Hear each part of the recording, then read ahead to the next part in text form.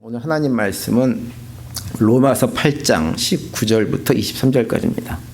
한 절씩 교독을 하시겠습니다. 피조물이 고대하는 바는 하나님의 아들들이 나타나는 것이니 피조물이 허무한 데 굴복하는 것은 자기 뜻이 아니요 오직 굴복하게 하신 이로 말미암음이라. 그 바라는 것은 피조물도 썩어짐의 종로로 탄 데서 해방되어 하나님의 자녀들의 영광의 자유에 이르는 것이니라. 피조물이 다 이제까지 함께 탄식하며 함께 고통을 겪고 있는 것을 우리가 아나니. 23절 다 같이요. 그뿐 아니라 또한 우리 곧 성령의 처음 익은 열매를 받은 우리까지도 속으로 탄식하여 양자될 것 곧 우리 몸의 속량을 기다리느니라. 아멘. 예, 오늘은 이 말씀을 중심으로 아름다우면서도 잔인한 세상이라고 하는 제목으로 함께 말씀을 나누려고 합니다. 우리가 다 아는 얘기지만 지난 10월 8일 날 스웨덴에서 아주 놀라운 소식이 들려왔죠. 바로 한국 작가로는 최초로, 그리고 아시아 여성으로도 최초로 한국의 한강이라고 하는 여자 그 소설가가 2024년도 노벨 문학상 수상자로 선정되었다고 하는 소식이었어요. 그래서 이제 그 노벨 문학상을 주는 그 노벨위원회라고 하는 곳에서 그 한강 작가를 그 노벨상 수상자로 선정을 하면서 어떤 얘기를 했냐면 그 한강 작가가 쓴 책들이 역사적 상처에 직면하고 인간 삶의 취약성을 노출시키는 시적인 산문이다. 이런 평가를 하면서 노벨상을 그 한강 작가에게 선정한다고 이렇게 발표를 했습니다. 한강 작가가 쓴 책들 가운데 대표적인 책이 채식주의자라는 책이고 소년이 온다라고 하는 그런 책들인데요. 사실은 한강 작가가 나이가 굉장히 적습니다. 뭐 그렇게 적지는 않지만 올해 이제 54살에 불과해요. 그동안에는 노벨 문학상을 받으신 분들 주로 60대나 70대가 많았습니다. 거의 이제 작품 활동을 하지 않고 예전에 썼던 작품들을 근거로 해가지고 이렇게 조사해가지고 문학상을 발표했었는데 올해는 굉장히 젊은 작가를 갖다가 선정한 거예요. 그러다 보니까는 그 수상자로 선정되었을 때 본인도 몰랐고 한국에 있는 많은 미디어들이 한강 작가가 수상자가 될 것이라고 하는 것은 전혀 상상을 못했다고 합니다. 사실은 저는 이번에 발표가 되기 이전까지는요, 한강 작가라고 하는 사람의 이름도 모르고 있었어요. 그분이 쓴 책도 뭔지를 전혀 몰랐어요. 깜짝 놀래가지고 이제 한강 작가에 대해서 이렇게 좀 자료를 뒤져봤는데요. 그 작가의 경우 이제 그 작가가 대표적으로 이렇게 그 작품의 세계가 어떤 작가의 세계, 생각하는 것이 무엇인지를 보여주는 책이 뭐냐면 채식주의자라고 하는 책입니다. 그리고 이제 그 한강 작가가 그동안에 보니까 유튜브나 다른 방송사를 통해 가지고 굉장히 많은 인터뷰를 한 내용들이 유튜브에 올라와 있는 것도 봤어요. 그 영상들을 제가 쭉 좀 살펴봤는데요. 그 영상들을 보다 보니까 그 한강 작가가 왜 어릴 때부터 그 글 쓰는 작가로 이렇게 길을 들어서게 되는지에 대해서 설명이 있었습니다. 그 한강 작가가 하는 얘기가 뭐냐면 자기는 어렸을 때부터 그 인간의 폭력성에 대한 생각을 참 많이 했대요. 그러면서도 이 세상은 참 아름답고 그런 것이 많이 있는데, 그런 모습이 많이 있는데 반면에 왜 우리의 삶, 인간의 특별히 모습이 왜 이렇게 잔인한가라고 하는 질문을 어렸을 때부터 했다고 합니다. 그래서 그 질문에 대한 답을 구하기 위해서 작가의 길에 들어섰고, 이제 자기가 지금도 글을 쓸 때 그 질문에 기반해 가지고 작업을 하고 있다, 이런 얘기들을 했습니다. 제가 오늘 그 한강 작가에 대해서 말씀을 좀 드리는 것은 안타까운 건 뭐냐면 그 젊은 작가가 우리가 그동안에 그렇게 오랜 세월 동안에 노벨 문학상 하나 받아보겠다고 그렇게 많은 노력과 수고를 하다가 마침내 뜻하지 않게 젊은 작가가 받았는데, 이 수상한 젊은 작가를 한국에 있는 많은 어떤 단체들에서는 비하하고 그 노벨상 수상 자체를 갖다 격하시키고 이런 얘기를 참 많이 하고, 그런 얘기를 목사님들조차도 하시는 분들이 더러 있기 때문입니다. 제가 그걸 보고 막 화가 났어요. 그래서 제가 우리 교회 성도님들한테 그와 관련해서 얘기를 좀 해야 되겠다라고 하는 생각을 했고, 그렇다고 해서 제가 뭐 한강 작가의 책에 있는 내용을 100% 공감을 해서 그렇게 하자라고 하는 말씀을 드리려고 하는 것은 아니지만, 그래도 우리가 좀 생각해야 될 것, 생각해야 되겠다라는 생각이 들어서 말씀을 드리는 것입니다. 특별히 이제 이번에 노벨 문학상을 받는데 결정적인 역할을 했던 책 가운데 하나인 그 채식주의자라고 하는 책에 보면, 그 책에 어떤 내용이 나오냐면 우리 인간 내면에 있는 폭력성을 아주 디테일하게 묘사를 하고 있다고 해요. 그래서 이제 한 가정주부가 어느 날 꿈을 꿨는데 그 꿈 내용이 뭐냐면 육식을 하는 거에 관련된 아주 충격적인 장면을 꿈에서 본다고 합니다. 근데 그것이 너무 충격적이어가지고 갑자기 이 사람이 깬 다음에 내가 앞으로는 채식주의자로 살겠다라고 결심을 해요. 마음을 먹습니다. 그런데 그 결심에 불만을 가진 가족들이 그 주부의 생각을 바꿔놓기 위해서 설득하다가 안 되니까 나중에는 폭력까지 행사하는 일들이 벌어집니다. 그런 내용이 그 책에 나온대요. 그 책의 내용 중에 이런 내용이 있다고 합니다. 그녀를 식욕의 세계로부터 잘라낸 것은 아버지의 잔인함인가, 남편의 잔인함인가, 아니면 자신을 포함한 인간 모두의 잔인함인가, 이런 내용이 나와요. 그러니까 인간 내부에 가지고 있는 이 잔인함에 대한 고민을 그 책에서 그대로 지금 보여주고 있는 거예요. 그래서 잔인함, 폭력성 이런 것들을 한강 작가가 계속해서 찾다 보니까 이제 나중에는 어떻게 좀 발전이 되어지냐면, 한국 사회 자체가, 특별히 현대사가 이 폭력으로 점철된 현대사이기 때문에 그에 관련된 문제들을 피해갈 수가 없었다고 합니다. 그러다 보니까는 자연스럽게 한국 현대사의 국가 공공력에 의해 가지고 폭력이 행사되어졌던 이런 5.18 아니면 4.3 제주 사건 같은 것에 관련된 소설을 쓰게 되는데, 그 책들이 무엇이냐면 소년이 온다라고 하는 책과 작별하지 않는다라고 하는 책들이에요. 뭐 이런 책들 때문에 사실은 무슨 굉장히 좀 보수적인 쪽에서는 한강 작가를 뭐 좌파 작가 뭐 이러면서 굉장히 폄하하고, 옛날에 박근혜 정부 시절에는 그 한강 작가가 쓴 책을 읽지 못하도록 하는 이런 조치를 취하기까지 했었다고 합니다. 이번에 발표가 되기 전까지는 제가 이런 내용을 하나도 알지 못하고 있었어요. 근데 이번에 이제 조사를 하다 보니까 그런 내용들이 쭉 나왔는데요. 한강 작가가 그 상당히 최근에 이제 인터뷰한 내용이 유튜브에 보니까 있는데요. 어떤 얘기를 하냐면, 자신은 여전히 고민이 뭐냐면 인간의 폭력 세계에 대한 질문을 하면서 세상은 이렇게 아름다운 모습이 많이 있는데 왜 이렇게 잔인한가라고 하는 질문을 계속해서 글을 쓰고 있지만 그 답을 찾을 수는 없었다, 이렇게 얘기합니다. 그러면서 하는 얘기가 앞으로도 그 답을 찾기는 힘들 것 같다, 이렇게 얘기를 해요. 그러면서 어떤 얘기를 하냐면, 대신에 답을 찾는 대신에 우리 인간의 잔인성과 그 폭력성을 폭로하고 우리 스스로 그 폭로된 모습을 우리 스스로 바라봄으로 해가지고 우리가 어떤 존재인지를 깨달아 알게 만들어주는 것만으로도 자기의 역할을 다한 것 같다라고 하는 얘기를 인터뷰 중에 하는 것을 제가 봤습니다. 조금 다른 얘기를 드리면, 한국에 가면요, 과천이라고 하는 도시가 있습니다. 거기에 국립과학관이라고 하는 곳이 있어요. 그 과학관 관장이 이정모 박사라고 하는 분입니다. 이분이 독일에서 생물학을 전공해서 학위를 받으신 분이세요. 그러니까 생물학자죠. 생물학자라고 하는 얘기는 뭐냐면, 그분이 기본적으로 진화론을 과학적인 사실로 인정하는 분이라고 하는 거예요.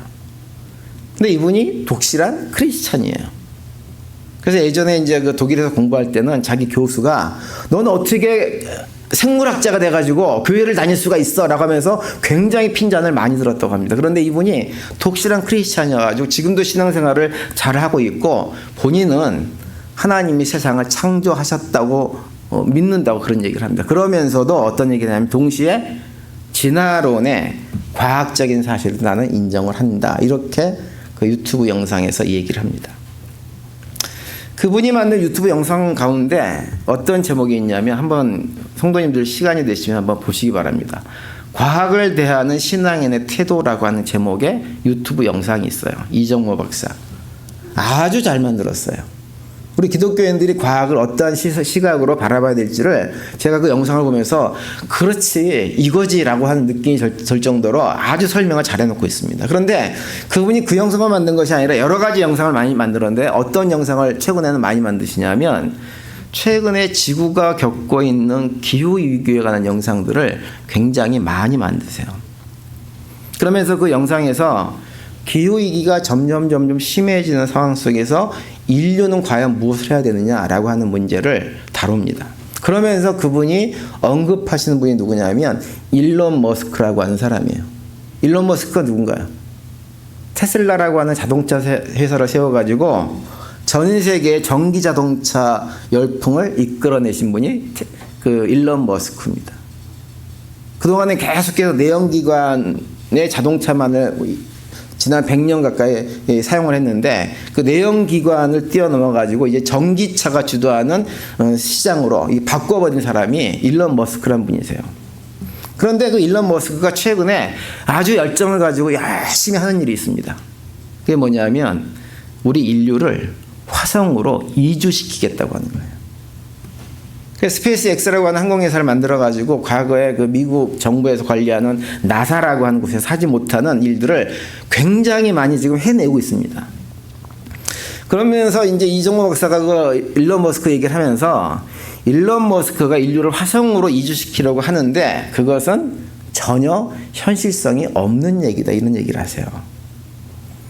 그러면서 하는 얘기가 그런 노력을 기울일 거면 거기에 들어가는 에너지, 노력 이런 모든 것들을 이 지구를 살리는데 사용하는 것이 훨씬 더 현실적이다 이렇게 얘기를 합니다. 왜냐하면 이 화성이라고 하는 것은 우리 지구와는 비교할 수 없을 만큼 아주 열악한 환경의 상태인 것이 화성이에요.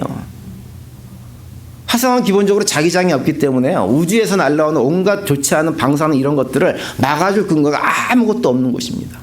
거기에다 그걸 다 막아주는 시설을 만들어가지고 사람을 옮기고 해서 하는 일이 현실적으로 모든 그것이 모험정신으로 굉장히 뛰어난 일이지만 사실은 그것이 현실성이 없다고 하는 거예요. 그럴 바에는 그런 노력과 수고들을 다 모아가지고 현재의 지구를 하루라도 빨리 되살리는 일에 우리가 최선을 다하는 것이 지극히 현실적인 일이다라고 그 영상에서 설명을 해주고 있습니다.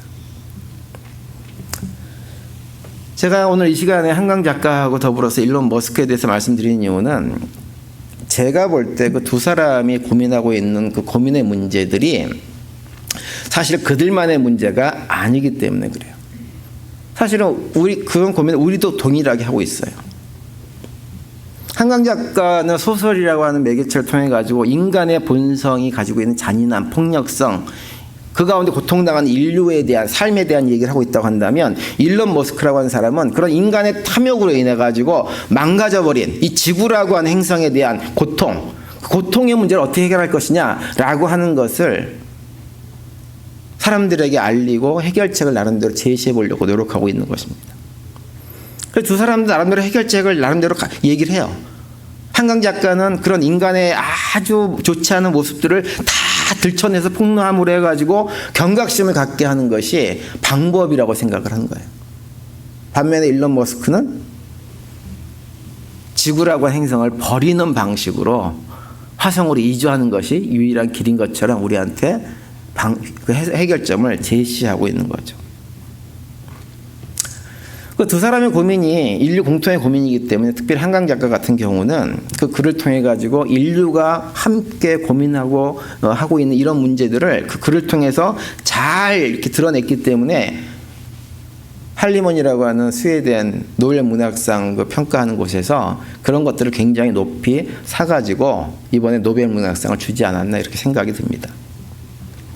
그런데 이제 우리가 이제 교회 안에서 이런 얘기를 하면서 드리고 싶은 얘기는 뭐냐면 저는 목사로서 일론 머스크라는 사람이 사업가를 하고 있는 그런 노력 시도들 그리고 한강 작가가 작가로서 하고 있는 그런 시도들이 고민의 내용은 공감이 되지만 그들이 추구하는 방향성에 있어서는 좀 잘못된 방향, 잘못된 쪽으로 가고 있다는 생각을 지금 저는 했습니다.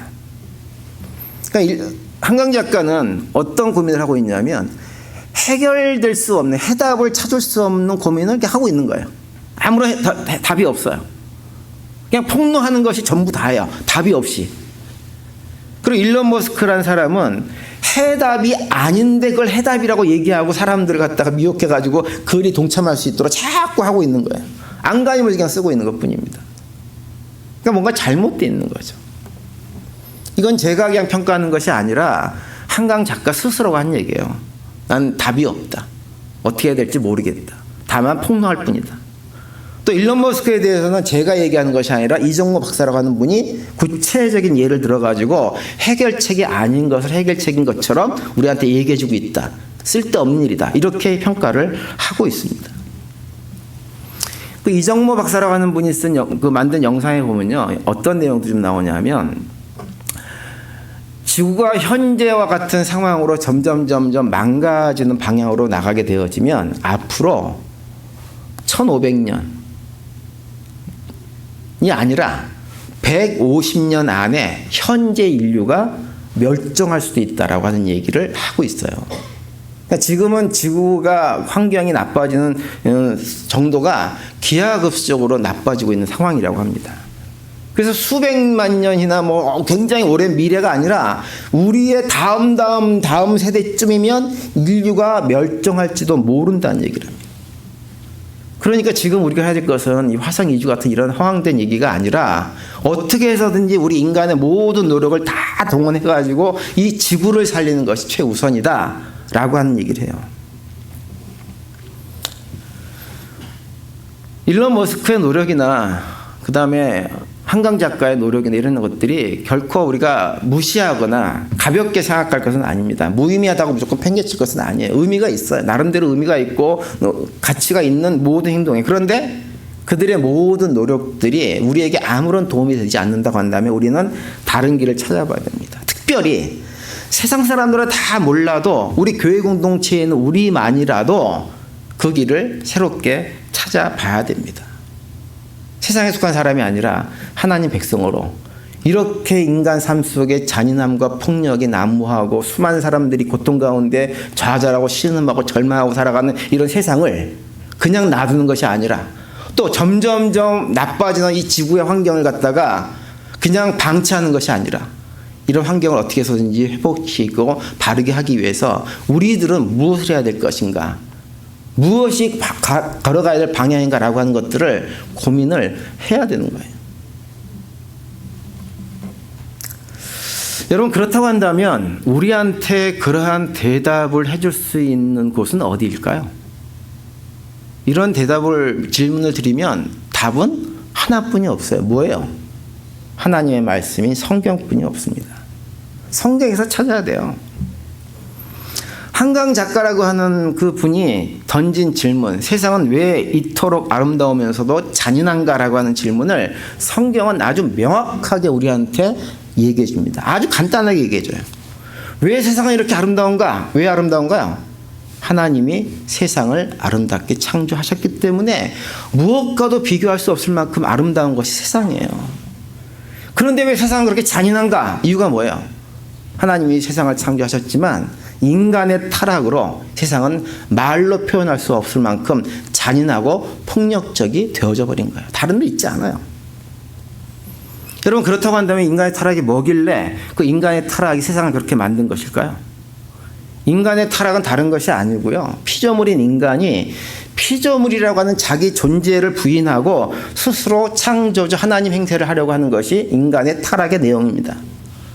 아담과 하와가 선악과를 따먹은 이유는 왜요? 하나님처럼 되기 위해서 따먹은 거예요. 그래서 선악과를 따먹었어요. 그런데 인간이란 존재는 피조물이기 때문에 본질상 창조주가 될 수가 없는 존재예요. 그래서 아담과 하와가 선악과를 따먹고 난 다음에 하나님처럼 된 것이 아니라 어떤 일이 벌어지냐면 하나님처럼 되려고 하는 타락한 마음을 갖기 이전에 누렸던 아름답고 복된 삶이 다 망가져 버리는 결과를 가져오게 됐어요. 하나님과의 관계 끊어지고 이웃과의 관계 끊어지고 자연과 관계도 다 끊어진 상태가 됐어요. 그리고 그 삶 속에서는 갈등, 싸움, 살인과 같은 것들이 점점 치고 들어와서 삶이 그런 것들로 채워지게 된 것입니다. 그러한 삶을 묘사하고 있는 내용이 창세기 3장 16절 이후의 내용인데요. 거기 보면 어떤 내용이 나오냐면 땅은 저주를 받고 인간은 평생 수고해야만 땅에서 소산을 얻고 먹을 수 있는데 그 땅이 인간에게 곡식이 아닌 가시덤불과 엉겅퀴를 내어주게 될 것이다 라고 말씀합니다. 그리고 인간은 죽을 때까지 얼굴에 땀을 흘리고 먹고 살기 위해서 애를 써야 되고 결국은 어떻게 되느냐, 그 삶이 영원하지 못하고 죽음으로 끝날 것이다 라고 말씀하고 있어요. 타락 이전에 피조물이 피조물의 자리에 있음으로 했을 때는, 그렇게 살아갈 때에는 모든 것이 가능했어요. 풍성했어요. 그 어떤 두려움도 가질 필요가 없었어요. 그런데 타락 이후에 인간의 삶은 완전히 망가진 거예요. 죽음과의 사투를 해야 되고 생존과의 사투를 해야 되는 존재로 떨어져 버린 거예요. 우리 인간의 삶이 그렇게 되었으면 인간 스스로 나는 창조주가 결코 될 수 없구나라고 하는 걸 인정하고 스스로 피조물이라고 하는 자기 존재를 인정해야 합니다. 그런데 우리 인간은 그렇게 하지 않습니다. 아담과 하와의 타락 이후에 세월이 흘러갈수록 인간은 더욱더 그 하나님의 자리를 탐내고 탐하고 그 자리에 올라서려고 합니다. 그래서 하나님의 행사를 하려고 해요. 그런 모습이 오늘날까지 계속 되고 있는 거예요. 그리고 오늘날에 있어서 그런 우리 인간의 노력들을, 시도들을 단적으로 보여준 것이 무엇이냐? 인본주의라고 하는 거예요. 인본주의. 여러분, 인본주의가 뭔가요? 인본주의는 한마디로 얘기하면 하나님, 신앙은 거부하고 오직 인간의 경험과 지식과 이성을 통해서만 진리를 찾아보겠다고 노력하는 삶이 무엇이냐면 인본주의적인 삶이에요. 그런데 우리 인간이 인본주의라고 하는 것이 생겨난 이후로, 계몽주의 이후에, 사람 중심의 그런 생각이 들어찬 이후에 지난 수백 년 동안 인간의 이성이나 지식이나 경험을 통해서 진리를 찾아보고 그걸 붙들고 살아와서 우리 삶을 좋게 만들어 보려고 노력했지만 다 실패했어요. 점점점 세상은 악하게 만들어지고 고통이 점점 심화되는 곳으로만 흘러갈 뿐이었지 진리를 발견해가지고 세상을 아름답게 만들어내지 못하고 있습니다. 그럼에도 불구하고 우리 인간은 여전히 뭘 붙들고 있냐면 그 인본주의를 붙들고 살아가고 있는 거예요. 그 결과 제가 볼 때 노벨상 수상자 한강 작가가 고민하는 이 세상은 왜 이토록 잔인한가라고 하는 그 질문에 대한 답을 찾지 못하면서 그 질문만 계속해서 할 수밖에 없는 삶을 살아가는 것이 우리 인간이 되어진 거예요. 그리고 일론 머스크라는 사람이 지구를 버려야 되겠다라고 생각할 정도로 지구의 환경도 극단적으로 악화되고 있는 그런 삶을 살 수밖에 없게 된 것입니다. 오늘 아침에 저희가 읽은 본문 말씀, 로마서 8장 말씀은 2000년 전에 기록된 말씀이지만 마치 오늘날의 상황을 그대로 보여주는 것 같은 말씀 우리에게 해주고 있어요. 22절에 보시면 이렇게 되어 있죠.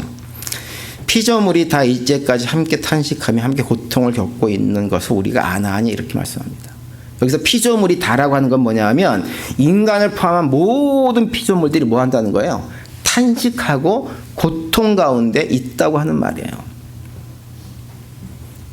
그리고 오늘 본문에 보면 그렇게 탄식하는 피조물들이 기다리고 있는 것이 있다 또 이렇게 얘기합니다. 21절 말씀이 그 내용이에요. 21절 이렇게 돼 있어요.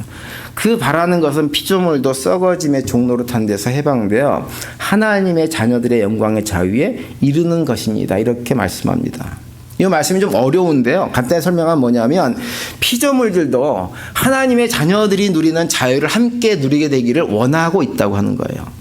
근데 하나님의 자녀들이 누리는 자유를 함께 누리기 원한다고 하는 것은 뭐냐면 다시 말하면 하나님의 자녀들이 타락한 삶의 자리에서 회복되어져 가지고 하나님 안에서 누리는 참된 자유를 누리는 삶이 회복되어져서 자기들도 그와 같은 삶을 살게 되기를 소망한다고 하는 거죠. 그러니까 결국은 이 땅에 있는 모든 피조물들이 고통과 신음 가운데서 벗어나는 길이 무엇이냐? 하나님 백성들인 우리가 하나님 백성으로서의 참된 자유와 이런 것들을 회복할 때 그것이 가능해진다고 하는 것입니다. 피조물인 우리 인간이 피조물의 삶을 살지 않고 하나님의 자리에 앉으려고 하면 할수록 우리 가정으로부터 또는 개인의 삶으로부터 모든 것이 다 깨어지고 파괴될 수밖에 없습니다. 그 어떤 것도 온전히 남아있을 수 없어요. 그것이 극단적인 파괴가 지금 현재 사회에서 일어나고 있는 거예요. 그래서 우리가 이 땅에 살면서 삶의 목표로 삼아야 될 것은 무엇이냐 하면 하나님의 자녀됨을 회복하는 것에 목표로 삼아야 됩니다. 그것을 목표로 삼고 살아가는 것이 종말을 경험해야 될 정도로, 걱정해야 될 정도로 망가지고 있는 이 세상을 조금이라도 회복시킬 수 있는 길이에요. 우리 기독교인들은 거기에 목표점을 두고 삶의 방향을 두고 삶을 살아가야 됩니다. 우리 세상 사람들한테 그렇게 살라고 요구할 수 없습니다. 왜냐하면 그 사람들은 하나님을 하나님으로 인정하지 않고 여전히 가지고 붙들고 있는 것은 인본주의 외에는 붙잡을 것이 없기 때문에 아무 얘기도 그들에게는 들리지 않습니다. 그냥 우리가 해야 돼.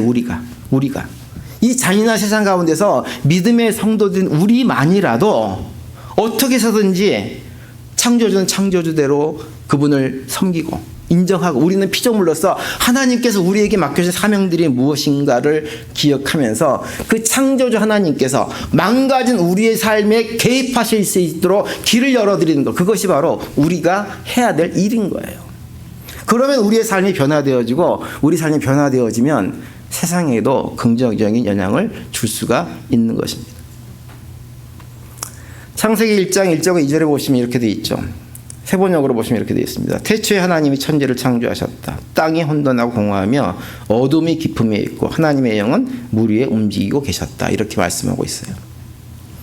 이것이 하나님께서 세상을 창조하기 이전의 상태입니다. 그런데 하나님께서 세상을 창조하시기 이전의 상태라고 하는 말은 어떤 의미냐면 하나님께서 이 세상에 개입하시기 이전의 상황이라고 하는 거예요. 이것은 전 우주적인 측면에서뿐만 아니라 우리 개인의 삶에도 마찬가지예요. 우리 개인의 삶도 하나님께서 개입하지 않으시면 어떤 일이 벌어지냐, 깊은 어두운 가운데 혼돈과 공허함이 충만한 삶을 살 수밖에 없는 거예요. 그런데 그러한 삶을 살았던 우리들에게 하나님이 개입하시면 우리의 삶이 달라진다고 하는 거예요. 그것이 하나님께서 우리 삶 속에 행하시는 창조의 역사입니다. 하나님의 창조의 역사가 일어나게 되어지면 어두움은 빛으로 채워지고 공허함은 충만함으로 채워지고 혼돈은 질서로 상태로 바뀌어버리는 거예요. 그것이 하나님의 창조의 역사예요. 그것이 창세기 1장에서 묘사하는 창세기 2얘기입니다.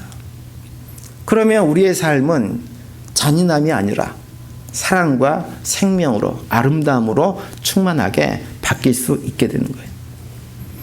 그래서 창세기 1장 3절 이에 보면 하나님께 세상을 쭉 창조하시면서 반복해서 하시는 말씀이 있어요. 그건 뭐냐면 하나님 보시기에 좋았더라. 하나님 보시기에 좋았더라. 하나님 보시기에 좋았더라를 반복합니다. 3절과 4절 보시면 이렇게 돼 있죠. 하나님이 이르시되 빛이 있으라 하시니 빛이 있었고 빛이 하나님 보시기에 좋았더라. 이 좋았더라는 말씀을 10절, 12절, 18절, 21절, 25절, 31절까지 반복해서 이 얘기를 하고 있어요. 그러니까 하나님께서 개입하시는 삶이 얼마만큼 아름다운 삶인지를 반복해서 우리한테 강조하고 있는 거예요. 이것이 하나님이 창조해 가시는 세상이에요. 하나님이 창조하시는 세상, 하나님이 개입하신 세상은 아름답고 복되고 풍성한 세상입니다. 아무리 이 땅에 무질서 혼돈과 공허함이 가득하다고 해도 하나님이 개입하신 순간 그 삶의 자리는 질서와 조화, 아름다움으로 풍성하게 채워지는 거예요. 우리가 하나님을 하나님으로 인정하고 우리 피조물의 자리를 인정할 때 그런 일들이 벌어지는 것입니다. 요즘 목요일마다 우리 30대 40대 여자 성도들하고 5명과 함께 성경 공부를 하고 있는데요. 제가 이 성경 공부를 하면서 성도들에게 반복해서 강조하는 것이 뭐냐 하면 성경은 과학책도 아니고 신문기사도 아니다라고 하는 것을 반복해서 말씀드립니다. 성경은요, 어떤 과학적인 팩트나 정보를 알려주는 책이 아니에요. 다시 말하면 성경은 하나님이 세상을 창조하신 창조에 관한 과학적인 학문적인 정보를 주는 책이 결코 아닙니다. 여러분, 만약에 성경이 그런 책이라고 한다면 창세기 1장과 2장에 나오는 그 창조 이야기는 수천 년 전에 하나님이 세상을 이렇게 창조하셨대, 6일 만에 그렇게 창조하셨대 라고 하는 얘기로 끝나는 얘기가 되는 거예요. 오늘날 우리가 살아가는 우리의 삶과는 아무런 상관이 없는 얘기가 되어집니다. 그런데 성경은 하나님이 세상을 창조하셨다고 해서 그 창조의 과정이 구체적으로 무엇인지 우리에게 말씀해 주지 않아요. 그런 정보를 주지 않는 책이에요. 그리고 오히려 우리에게 무엇을 말씀하시냐면 하나님이 세상을 창조하셨다고 하는 것이 우리의 삶에 어떤 의미가 있는지를 가르쳐주고 우리 삶을 하나님께서 재창조하기를 원하는 삶을 살 수 있도록 만들어주는 얘기가 창조 얘기인 거예요. 여전히 우리의 삶은 한강 작가가 고민하는 대로 여러 가지 폭력과 잔인함들이 가득 차서 삶이 얼마나 공허함 속에서 힘들고 어려운지 모릅니다. 그런데 그러한 삶을 사는 우리들에게 오늘날에도 찾아오셔가지고 내가 너의 삶을 재창조하기를 원한다라고 말씀하시는 것이 창세기 1장의 얘기라고 하는 말씀입니다. 그 얘기를 하나님께서 이스라엘 역사 통해서 반복해서 말씀합니다. 이스라엘 백성들이 애굽에서 노예로 경험했던 그 놀라운 힘든 과정들, 고통의 과정들, 바벨론 포로기에 경험했던 그런 모든 고통의 과정들을 통해 가지고 계속해서 우리가 그런 삶을 살아가지만 그 잔인한 세상 가운데서 하나님이 우리 삶에 개입하시면 놀라운 변화가 일어날 수 있을 것이라는 얘기를 반복해서 하시는 거예요. 그래서 우리가 우리의 삶 속에서 스스로 하나님 자리에 앉으려고 하지 않고 하나님 주님께서 내 삶을 창조해 주세요 라고 하면서 그분을 받아들이면 우리의 삶이 새로워질 수 있는 것입니다. 그래서 우리가 성도님들이 그러한 삶을 살 수 있게 되기를 바랍니다. 아무리 그래서 세상 살면서 세상이 잔인하고 폭력이 차고 넘치고 수많은 사람들이 고통과 좌절과 절망 가운데 무너진다고 해도 그 하나님을 바라보고 그 하나님이 내 삶에 개입하기를 원한다면 우리의 삶은 달라질 수 있어요. 하나님의 창조하신 세상은 여전히 참으로 아름답습니다. 말로 표현하기 힘들 정도로 너무너무 아름다운 곳들이 많이 있고 아름다운 모습들이 많이 있어요. 그러나 우리가 그 창조주 하나님을 거부하고 우리 인간 스스로 그 자리에 앉으려는 순간 우리의 삶은 온갖 폭력으로 점철된 잔인한 자리가 될 수밖에 없는 것입니다. 그렇기 때문에 우리가 하나님이 창조하신 빛이 있고 질서가 있고 그 가운데 풍성함이 차고 넘치는 삶을 사는 길은 창조주 하나님은 창조 하나님으로 고백하고 피조물의 우리들은 그 피조물의 자리에 서 있는 것입니다. 이번 한 주간 사시면서 우리가 마땅히 서 있어야 될 그곳에 서 있음으로 해서 하나님께는 영광을 돌려드리고 우리는 주님께서 우리에게 맡겨진 사명들을 신실하게 감당함으로 해서 잔인함과 폭력이 차고 넘치는 아무런 소망이 없어 보이는 세상 가운데서 주님의 빛으로 하나의 빛으로의 귀한 사명들을 감당해서 세상 사람들에게 소망을 나눠줄 수 있는 복된 삶을 살아가는 우리 모두가 되시기를 간절히 축원을 드립니다.